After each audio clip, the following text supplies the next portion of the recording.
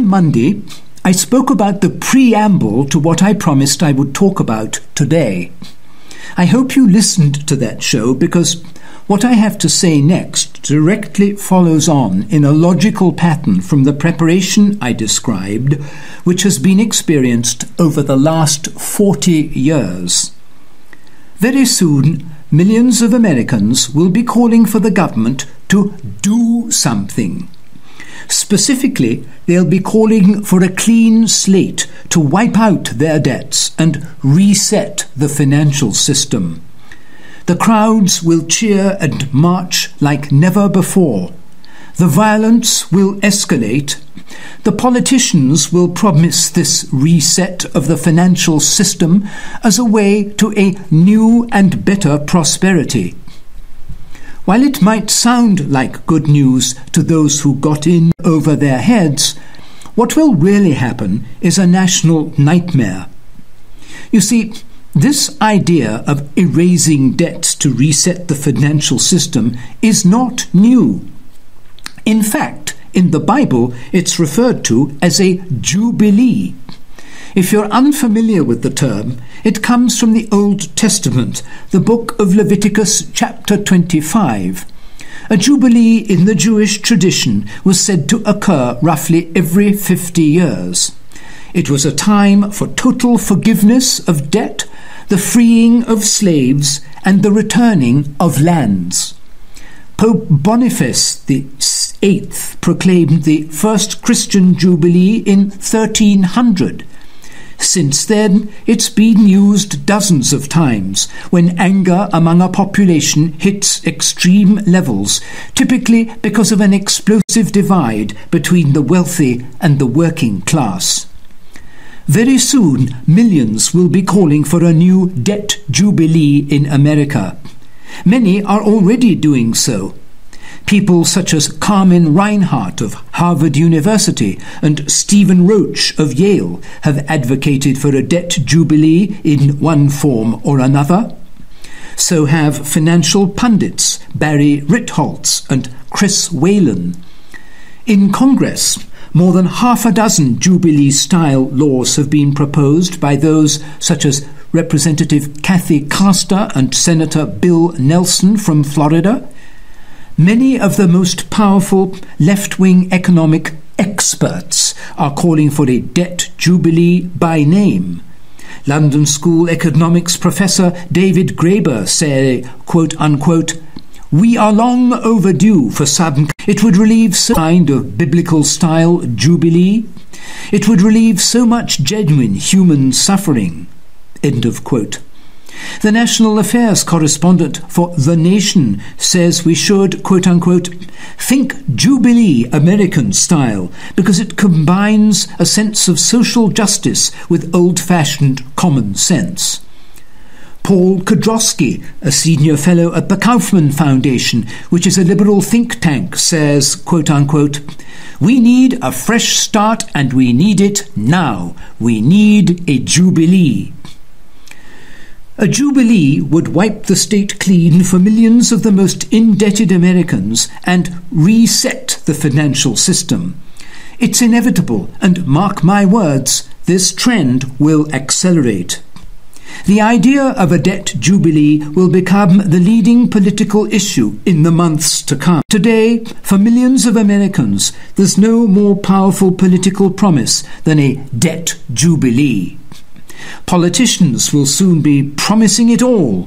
I will wipe out your debts. I will allow you to start afresh. I will reward all of your bad decisions. I will solve America's massive income inequality. Who will pay for it? You guessed it. You and millions of Americans with pensions, retirement accounts, and other types of savings. Just as in the past, the criminals in Washington will disguise this jubilee under a different name. They might call it a national restoration or patriotic solvency. They'll pass an act like they did in 1841 or invoke an executive order as was done in 1933, Executive Order number 6102, or simply issue a mandate to the Secretary of the Treasury, which they did in 1971. But it all means the same thing. The Jubilee will redistribute trillions of dollars from those who have invested and saved to those who could no longer pay their debts. So let's have a look at what a Jubilee looks like in the real world and how it will unfold in America and what it will mean for you, your money and your retirement. Americans used to be lucky. There was a time when you could have very modest means, be middle class and live in a modest house. You could have a mortgage and work for a large, stable company like Coca-Cola. Your company would probably have had an employee stock program. If you were wise, you would buy as much stock as your company would let you, and you would do this for years and years. As America experienced a financial boom, your family would have benefited because you would have been part of the asset owners and not just the wage earners. That was a very lucky time to live. It could have led to sizable wealth, a second home in the mountains, travel and college for your children. The thinking was how incredible that through the stock market you could become an owner of almost any kind of business in the world, and how making the standard, universally accepted decisions with your money could dramatically transform your life. That aptly named American dream has long since vanished. What's coming next in the country will be a lot worse than the tech crash. It will be a lot worse than the mortgage crisis too. I can tell you that no matter how sound your financial footing, this is the most important issue facing you and your money today. You see, around the world today, the idea of a Jubilee has become the de facto solution for extreme financial problems when debts can't be repaid. Iceland used a Jubilee to restructure mortgages that were underwater. Croatia used a Jubilee in 2015 to wipe out millions in consumer debt. Japan is doing the same right now with nearly half its national debt. The idea of a debt jubilee has become the de facto solution when debts can't be paid. President Trump proposed exactly this after Hurricane Maria.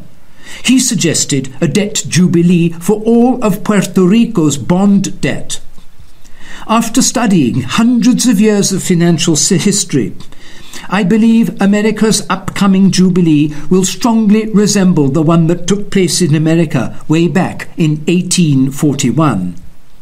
Back then, the laws were temporarily changed so debtors could be discharged of their debts without the consent of the creditors. Over a period of 13 months, more than 40,000 people wiped away their debts before the act was rescinded. But of course, this time round, the Jubilee won't be tens of thousands of people like it was in 1841. It will instead be tens of millions of people and trillions of dollars. Now, if you don't think a Jubilee is possible in America, you haven't studied US history and you aren't paying attention to the current political climate. Look at the staggering figures behind the student loans alone. Over the past 10 years, students, most of whom are young and have virtually no income, have racked up enormous debts which currently total about $1.5 trillion. Incredibly, that's what the entire federal government owed little more than 30 years ago. These debts have ballooned to absurd amounts. The number of students with debts over $100,000 has quadrupled in the last 10 years. Most of this money will never, ever be repaid. Most Americans don't realize that the millennials, who hold nearly 65% of this debt, are now the country's largest generation, outnumbering baby boomers. Just think about the political implications. These people have an enormous stake in whether or not a national jubilee is declared. You see, when the rich, who are a very small percentage of the population, get into trouble with debt, it's an economic problem. But when the poor and middle class, a huge percentage of the population, get in trouble with debt, it's a political problem, and there will be major consequences. Millions of investors, pensioners, insurance customers and creditors will lose a fortune. Stocks will collapse. Thousands of companies will go bankrupt. Just one quick example of how this problem will affect everyone in America. Do you remember during the last crisis, the mortgage crisis, how many lenders never bothered to verify the income of people they were lending money to? Some referred to these as liar loans, which allowed borrowers to make up whatever income figure they felt like and get a much more expensive house than they could realistically afford. Well, believe it or not, the same thing is happening again right now with auto loans. One company I've discussed here more than a dozen times has made an extraordinary number of these liar loans for cars, and a recent Bloomberg story says this firm verified the income on only 8% of the loans they made. And guess what? Just like the mortgage crisis of 2008, these loans have been packaged up into what are known as asset-backed securities and sold to hundreds of mutual funds, insurance companies, investment firms, even state pension plans. There are more than 120 entities that own these critically dangerous so-called asset-backed securities. I'll give you a few names very quickly. I'm sure you'll recognize them. JP Morgan Chase, TIAA CREF, the State of Florida, BlackRock, Vanguard Group, T. Rowe Price, Wells Fargo, UBS, Pacific Life Insurance Company, Prudential Financial, Hartford Financial Group, Swiss Re, Transamerica Investment Services, London Stock Exchange Group, Deutsche Bank, Triple M Healthcare, Macquarie Group, Goldman Sachs, Invesco Limited, Bank of New York Mellon, Eaton Vance, Regions Bank, Zurich Global, People's United Bank, Franklin Resources, Massachusetts Mass Mutual Insurance Company, Merrill Lynch. When the debt jubilee arrives, the problems with all this bad consumer debt will hit at once. Everyone will freak out. That's the biggest problem, the uncertainty. No one will know for months how it will all get sorted out. So the markets will react violently. One proposed scenario comes from Rob Johnson, a former banker who now runs the Institute of New Economic Thinking. He says, quote, "You call a month-long bank holiday for the 20 largest banks, and that holds everything in place while the regulators mark down the assets and see how everybody's losses will affect everyone else. Then you wipe out stockholders, wipe out management, possibly some of the unsecured debt. Once everybody's taken their hit and you've wiped out existing stockholders, then the government comes in and properly, transparently recapitalizes all of them. As these new institutions gain a footing, eventually they can be sold back to the private market." End of quote. No one can know exactly how it will be done, but through one mechanism or another, the government will seek to reset the financial system, and they will start by wiping out trillions of dollars in bad debt. Car companies, home builders, credit card companies, insurance firms, banks and other lending institutions, and any business operating with leverage will take a huge hit. Stocks will fall massively. Banks will close. There will be trillions in losses. In fact, at the end of the day, I believe the losses at an institution like Wells Fargo could be enough to start a bank run. Now, I've been listening to Richard Martin for 10 years, the better part of 10 years, I would say. Right after the initial crash of the housing bust in 2008, I've been listening to Richard Martin. And we haven't always agreed. In fact, there's a lot of times we have disagreed. And sometimes he's been right and I've been wrong, and I have to modify my stance, and sometimes he's been wrong. And the only thing is, when he modifies his stance, it takes a couple years. But he is not a left winger. And when we agree, we agree. This is something he disagreed with a while back. And it's something that I've said that probably will have to happen once I learn about the universal basic income, which he does not like. Okay. I can say this about the right and the left sometimes, is that sometimes they agree. Richard, even though they're on the opposite sides of the fence, they both don't like the UBI, the universal basic income, for obvious reasons. They have different reasons for not liking it, but for obvious reasons, they don't like the universal basic income.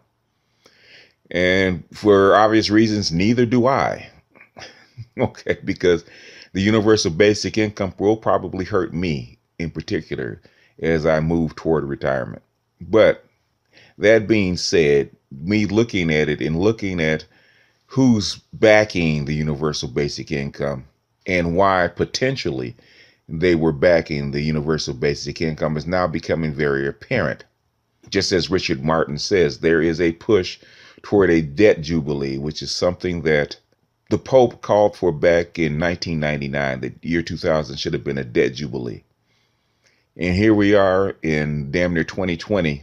They're finally realizing that he is correct, because regardless of what we think about the Catholic Church, they are very well connected with the heads of states and the bankers and all the other moneyed people. So they knew what was going on. And with the final piece of the financial crisis in 2008, which is basically a blow off or a blowout, all the world politicians and leaders and banks and financial people are saying that there probably is no saving this system that we have ridden on for the last 200 years. At least that is the inference that I have gotten over the last couple of years.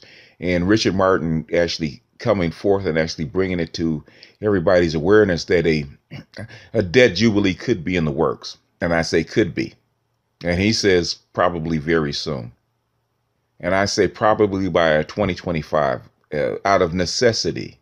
A debt jubilee is not done out of love for the people or love for anything. It's necessary to keep certain systems alive. You have to reset the field. Sometimes you have to clear the forest so that new trees can actually grow. And old dead wood that is piled up in the forest, that is decaying the forest, that's what forest fires actually do. It actually clears the old decayed wood, the stuff that's piled up that can't be moved, and burns it off. And a debt jubilee is probably just that, which is bad for old folks and probably good for young folks.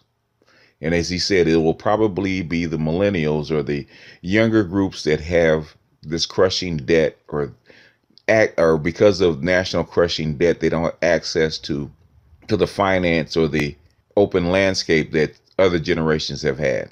So as promised, I just played the Richard Martin talk about the debt jubilee and what's coming.